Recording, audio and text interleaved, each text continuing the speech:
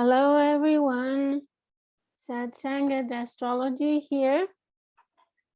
I'm back to talk about another month, another beginning with the Aquarius New Moon that get us started in the month of February. I will screen share this video. And I will speak about some ideas that may give you some insights in order to think about what is coming, either in your life and in the world. So let's hope that this new beginning in Aquarius brings new good things for the future. So I will now share the chart, which is astonishing to me. And I will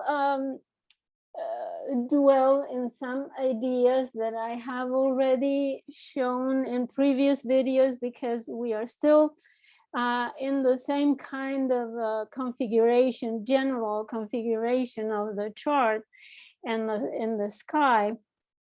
But there are new things, of course, happening because of the new moon, which starts a new cycle right at the gate of February. So let us get ready for it. So to begin with, let me maximize, enter full screen so you can see the chart really big.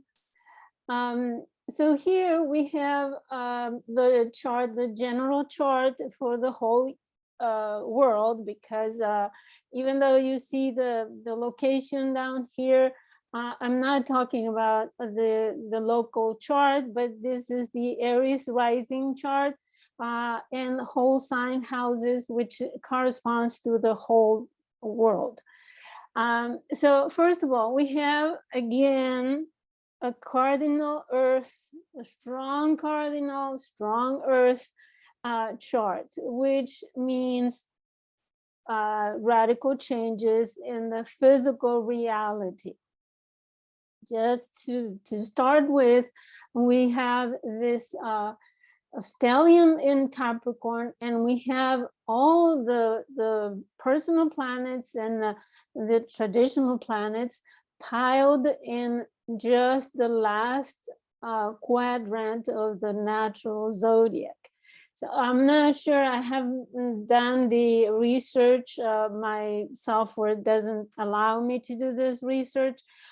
I'm not sure when all the, the social or outer planets were piled in this section, in this quadrant of the zodiac, but it might not be something that happens every day, since of course those slow planets like Neptune, Saturn, Pluto, even Jupiter, together, in the three last signs of the zodiac. This is not common.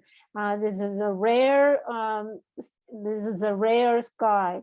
And to me, what it means is that humanity is closing a certain cycle, and we are wrapping up things. We are probably ending an era. We will see when Pluto enters Aries, it's probably, I haven't calculated, but I think that Pluto would spend 40 years in Aquarius and about 47 years in Pisces. So it will be about almost 100 years from now that we will have a new beginning for Pluto. And so we can for sure say that Pluto is taking us to destruction of the whole thing, right? It's ending this cycle of evolution, and it's wrapping up karma, getting rid of debris in those signs that ends the cycle. And that quadrant that is the ending of the cycle. So to me, we are living in transformational times, to say the least, and very eventful. And we'll see that there is an increscendo kind of energy that is transforming the whole humanity.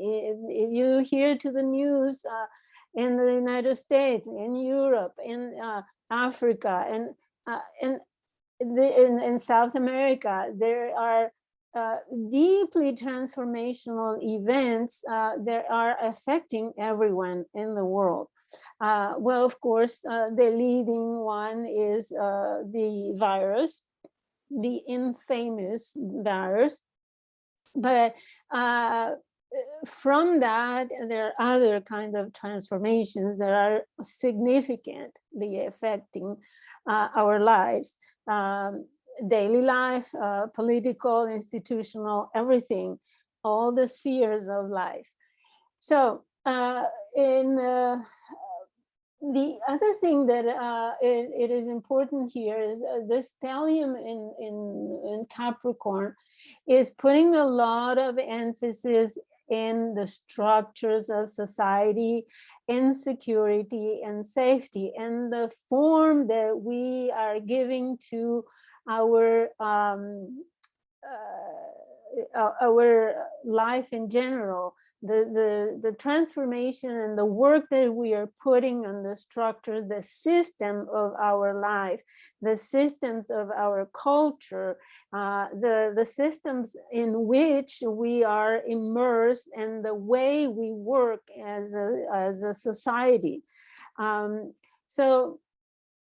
Of course, Jupiter and Neptune together in Pisces is another cycle that is 166 years. It doesn't happen very often, and it's also significant in the spiritual part of our life. But let's talk now about this new beginning, this new moon in Aquarius, 12 degrees 20 minutes, and it's conjunct by barely 3 degree orb with Saturn. Very significant. Saturn is very comfortable in Aquarius because it's been traditionally considered the ruler of Aquarius. But even if we only consider Uranus the modern ruler of Aquarius, they are in a square, and the orb is barely 4 degrees something. So the square between Saturn and Uranus is still active, and it's of course ruling and affecting this new moon. So this dichotomy, this conflict between the rules, the ways of doing things traditionally, and the innovations and the new things that are coming up, in the adaptation that we need, the social adaptation that we are trying to rehearse in order to come up with some kind of a new way of working things, new ways of behaving in society, new structures of society, because Aquarius is the social sign. So this is still active, this conflict is still active and is affecting this new moon. So the other thing is that all these planets, I simplified the chart, so I was too busy with the asteroids and everything. So you can see that all the planets are on one side of the moon nodal axis. And there is this urge to grasp and go to this empty area of the chart, right? Because we are packed and compressed in that quadrant, especially, but also the whole 150 degrees that we have occupied here. We are compressed there, and we need to reach out to in this case to Leo. We are willing to reach out to Cancer, to Gemini, to Virgo, to Libra, to Scorpio. So there is this need to and you probably notice in your chart, of course, because all these planets on one side will affect your natal planets on the other side, right? Either by square, opposition, or any other maybe flowing, easy flowing aspect as well. So if you have planets on the other side, of course, you're being hit very strongly. So what else I wanted to say? Yeah, something very, very important that I wanted to say is that in this chart, we have not only this square, but we also have Chiron is activated as well by Venus here and Mars. So because if you work with midpoints, you understand the power of this. We have here an out of bound Mars, right? And a Mars that is agitated, that is out of bounds, means that the way that the energy of Mars is influencing is either a lot of energy, a lot of impulse, and in a degree that is so intense that it can't be contained. It could be obsessive, as much as Pluto, for example, because Mars is out of bounds. And we have a Venus that just turned direct, right? It's mainly stationary, still not moving too much. It is stationary, which makes it still somewhat strong. And we have the midpoint between them squaring Chiron. So what I think is that we have here a conflict in Eastern Europe, right? And we have Mars, this agitated Mars, right, on the other side of in the east, and we have this attempts to make peace, to be diplomatic, to have conversations, to talk about solutions and different approaches, and trying to lower down the fire, right?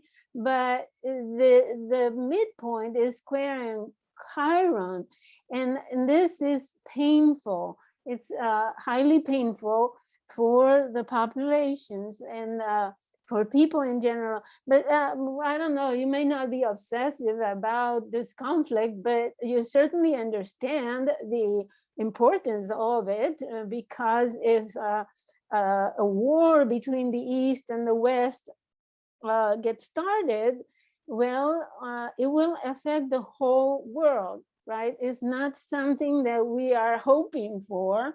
I hope none of us. But this conversation, as I said, Mercury is with Pluto still. We have powerful, strong conversations, right? These are hurtful. It could be, on the other hand, if they are well used, then there could be healing, but it depends on what is chosen, what position is chosen, and what are the conversations about, etc. So, but here we have strong conversations, right? Very powerful, controlling with Pluto, and you may be reflected you may see reflected this in your life in the house occupied by Aquarius, right? Because this is a loud transit. We have 4 planets. It's like a cacophony of sounds there, vibration that is very agitated. So you may feel in the house the Capricorn occupies. And if you have planets, well, I don't tell you, it's if you have planets there conjuncting these transits, you are affected strongly and intensely. So the other thing that I would like to show you, because midpoints are very important. Now I will share the US chart with the transits here.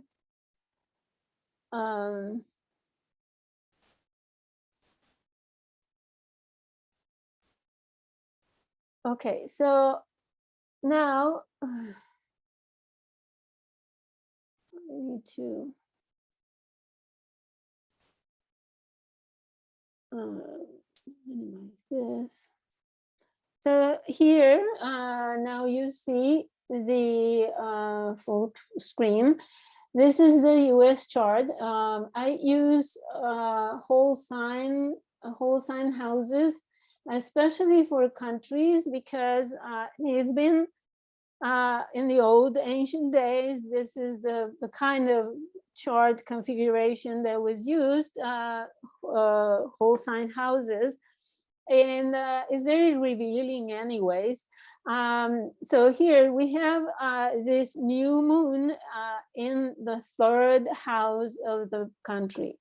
So in the 3rd house, let's see. The 3rd house is about communications, the public opinion of the people. We have also, I have here a document to read some of the things that 3rd house in the mundane astrology in a country's natal chart represents. It represents any national rumors, propaganda, of course, any news outlets, and any other means of disseminating news and information, communication networks, of course, the internet, especially because it's the 3rd house in Aquarius, so it is very technological. The country always has been technological in regards to communications, telephones, faxes, newspapers, any publications. It's also the transportation system and of course the education system, and it rules the neighboring countries. And it also relates to international agreements. So we have here a new moon that is talking about international agreements. But I also wanted to point out and show you the grid for the midpoints that I found very surprising. But here we have, let's see, Aquarius, 12 degrees, 22 minutes, almost to the minute. It's only 2-minute orb, the midpoint between the moon of the country and Pluto. So I found this extremely significant because there is this need for transformation, but also this obsession to control situations, right? The country, especially the government, is obsessive in controlling any worldly situation, either within or without, and then the emotional content of it. So reading about the midpoint between moon and Pluto for the mundane, it says obsessions which may bring a misuse of resources available for country or business. So we may, and also the desire, the emotional investment, you know, to accumulate power and control over the daily, you know, developments and the emotional needs. So there could be conflicting feelings about the use of violence as a means of control. So you see, all the signs of the situation that we are going through are shown in this new moon. And we have Saturn. Saturn is restricting, it is drying, separating, right? So it may, Saturn may in fact delay this new beginning.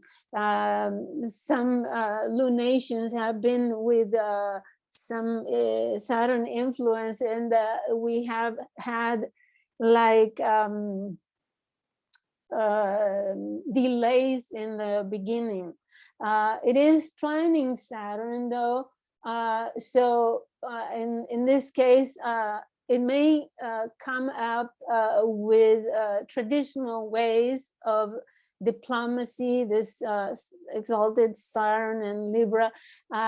It may try to use traditional diplomatic ways, but it may be delayed.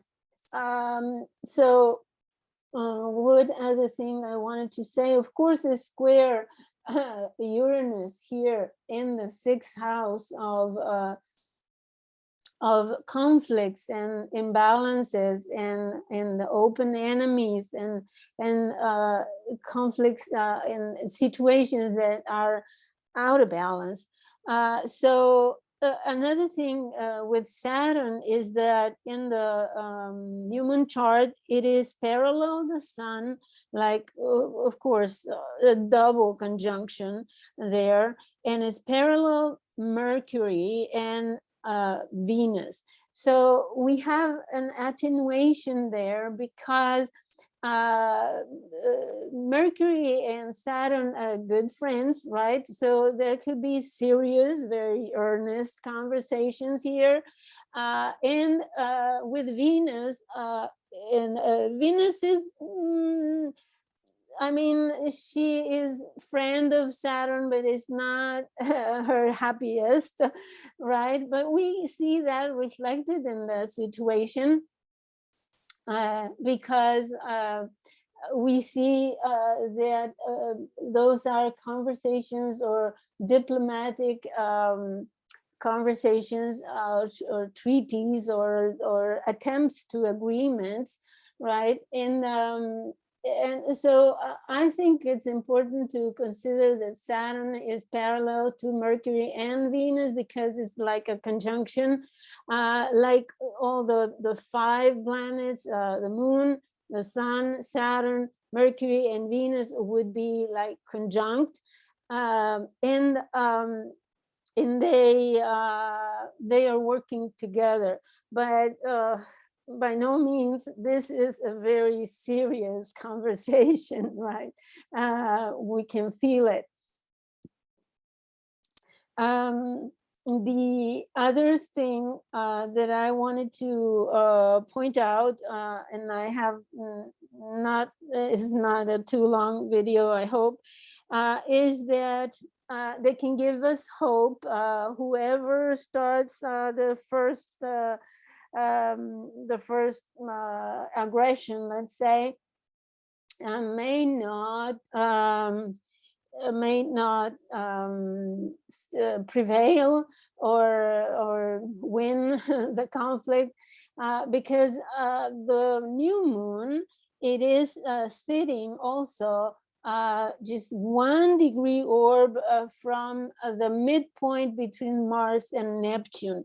So Mars and Neptune is in square. Mars is not going, even though it's kicking and screaming there because it's out of bound, but in square with Neptune, Neptune is let's say weakening Mars.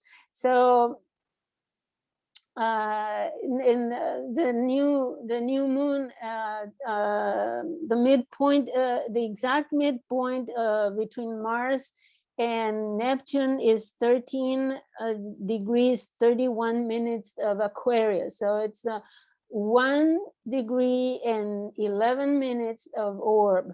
So it is pretty tight. So we can see that this new moon may in fact debilitate the conflict because of this relationship between Mars and Neptune. So I think it's hopeful. It's a chart of hope that can help overcome this conflict. Of course, there are hidden influences that we don't see much, but because we have the nodes now moving to the 6th house, so it seems like the United States will be attracting all imbalances and conflicts and situations that need to be fixed. So and with Uranus transiting the 6th house, so it's like it's one problem after the other and one problem after the other. Now wait until we have eclipses conjunct Uranus, so more and more problems and conflicts that the United States will have to face and solve. So until now, I think all these are all the ideas that I have for your personal influence. Look at the houses occupied by Capricorn and Aquarius, specifically for the new moon in Aquarius, because those houses will be really affected, but also the opposite houses. If you have planets in Leo or planets in Cancer or in the fixed signs square, you know, or the cardinal square. And keep in mind that this is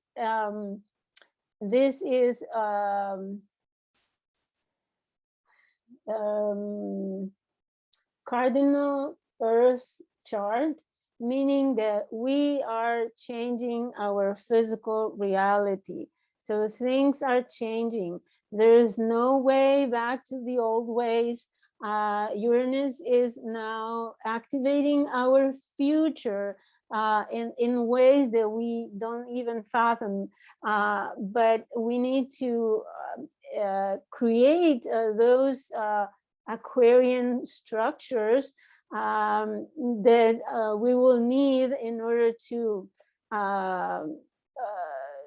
select, right, what are the things that Uranus is bringing that are positive for us, and what are the things that Uranus brings that we need to evaluate and see if they are useful or not. So I encourage you to contact me, to follow me. My blog is satsangatastrology.blogspot.com, here in green in the middle of the page. And you are also welcome to email me or contact me on my social media. We have all the information here. I hope you have a great month of February. Getting started with the new moon. Wait a couple of days before starting a new project. As I said, Saturn will delay your start. So it is like planting a seed in frozen soil, right? Or dry soil. Once the water comes, then it will be watered and it will start growing. But be patient. If you are starting something new, be patient, because it will take time, but you will work step by step, you know, and a little every day until you get it. And once you get it, it will be for a long, long time, that's for sure. So thank you for watching, and I hope you have a great, great new moon in Aquarius. Bye-bye. Have a good day.